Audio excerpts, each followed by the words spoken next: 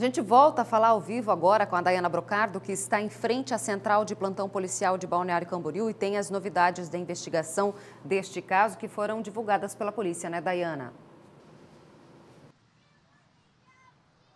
É isso mesmo, Bruna. A coletiva de imprensa que trouxe alguns detalhes, né, sobre o início dessa investigação desse crime que aconteceu aqui em Balneário Camboriú terminou agora há pouco. Participaram delegados e também a responsável pelo IGP.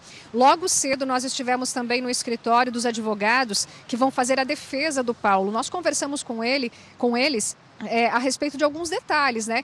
Porque muita gente questiona essa questão da demora do Paulo em se entregar, que seria uma estratégia de defesa, né? Alguma coisa nesse sentido. Nós estivemos com os advogados, eles gravaram entrevista e falaram um pouquinho sobre essa situação. Os advogados acreditam que esse comportamento do Paulo está relacionado sim a questões psicológicas. Acompanhe o que disse um dos advogados.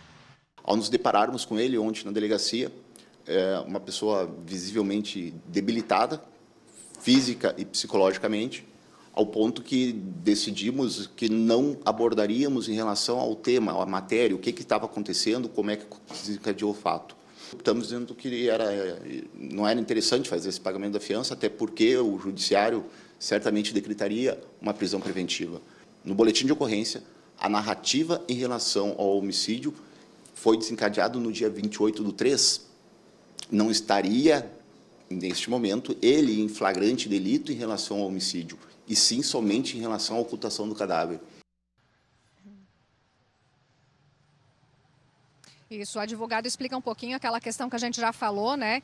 Que o Paulo ele foi preso em flagrante pela ocultação do cadáver, que é um crime que cabe fiança, que foi arbitrada em R$50 mil, que não foi paga, né? Ele passa por uma audiência de custódia, inclusive agora no início da tarde aqui em Balneário Camboriú, em relação a esse crime. Já em relação ao feminicídio, por várias questões legais, que o delegado falou, o próprio advogado de defesa também explicaram um pouquinho, não cabia prisão em flagrante. Então, é por isso que foi feito um pedido à Justiça, né, diante das evidências, para que fosse decretada já a prisão preventiva do Paulo em relação ao feminicídio. Essa prisão preventiva, ela foi aceita pela Justiça ainda durante a madrugada, por isso ele está já no presídio da Canhanduba, na cidade de Itajaí. Durante a coletiva de imprensa, o delegado Ícaro Malveira, que é responsável pelo inquérito a partir de agora, disse que, por enquanto, eles não têm assim muitos detalhes sobre as circunstâncias, a forma, a motivação do crime, porque o Paulo na delegacia resolveu ficar calado. Ele se reservou o direito a ele de ficar calado, não falar nada, não contar nenhum detalhe.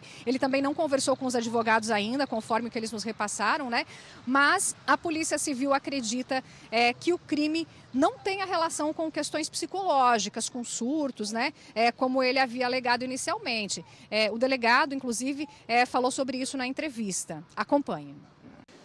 E o fato chegou ao conhecimento da polícia apenas no dia 2 de abril. Então, em relação ao homicídio, não há que se falar em prisão em flagrante. Contudo, fizemos a prisão em flagrante do suspeito pelo crime de ocultação de cadáver. O crime de ocultação de cadáver possui uma pena máxima de 3 anos, portanto, foi obrigado a arbitrar uma fiança. Arbitrei uma fiança de R$50 mil em relação ao crime de ocultação de cadáver. Não houve pagamento da fiança. Consequentemente, ele já foi encaminhado ao presídio de Itajaí. Acredito que ele está tentando criar uma situação que não existe. Foi encontrado uma receita médica de um medicamento relacionado à depressão, mas depressão é um mal que aflige uma grande parte da população e nem por isso as pessoas saem matando as outras. Acredito que ele está criando toda essa situação para obter algum benefício durante o processo criminal. Bom, essa é a percepção inicial da Polícia Civil, né? Tudo isso deve ser esclarecido no decorrer do inquérito. A Polícia Civil deve começar já nas próximas horas, nos próximos dias, a ouvir amigos, familiares, conhecidos, né? Para tentar entender o que aconteceu lá dentro do apartamento e quais foram as motivações para esse crime. A Polícia Civil falou também num caderninho, tipo um diário, que o Paulo anotava algumas situações que podem ser sinal, né, de surtos psicóticos, problemas psicológicos, mas tudo isso a Polícia Civil acredita que realmente seja uma estratégia, né, para tentar justificar o que aconteceu. Então, aos pouquinhos, a Polícia Civil vai ouvindo, vai juntando as peças, né, vai buscando as provas e aí a gente vai acompanhando para saber o que mais, né, vai acontecer, o que mais vai surgir aí nessa história de investigação, né. Ainda com os advogados de defesa, nós conversamos também a respeito da estratégia que eles devem usar a partir de agora para defender o Paulo, né? Já que foi um caso que teve uma repercussão muito grande, é um caso que tem realmente requintes de crueldade, né? Mobiliza realmente, sensibiliza muito as pessoas que acompanharam. E o advogado explicou sobre isso também. Acompanhe. A ação penal vai começar após a apresentação da denúncia. Ali sim estabeleceremos estratégias. Neste momento, é prematuro afirmar que vai ser feito isso ou que iremos utilizar uma questão de demência, nada. Precisamos sim ter elementos concretos para fazer a defesa dele. Qualquer elemento de defesa não será um ataque à vítima. Esse compromisso, quando pegamos a defesa dele, já firmamos. Não, vamos fazer a defesa em relação ao fato em si.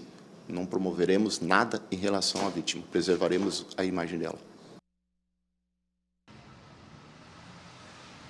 Está aí, então, o posicionamento dos advogados de defesa do Paulo de Carvalho Souza, de 42 anos, né, que chegou a confessar esse crime, inclusive, para a Polícia Militar durante aquele primeiro contato na terça-feira à noite, né, segundo a PM, ele teria confessado. Depois, os policiais realmente verificaram que o corpo da Lucimara estava lá dentro do quarto. Participou também dessa coletiva a responsável pelo IGP aqui de Balneário Camboriú, que trouxe alguns detalhes sobre o crime, né? A Lucimara Stasiak, de 30 anos, morreu em decorrência de hemorragia causada pelas perfurações que ela sofreu. Foram 14 facadas na região do tórax, do abdômen. Ela tinha também lesões de defesa e tinha um machucado na cabeça, que não chegou a causar fraturas, mas uma batida, né, na cabeça que pode ter sido em decorrência de uma luta, alguma coisa nesse sentido.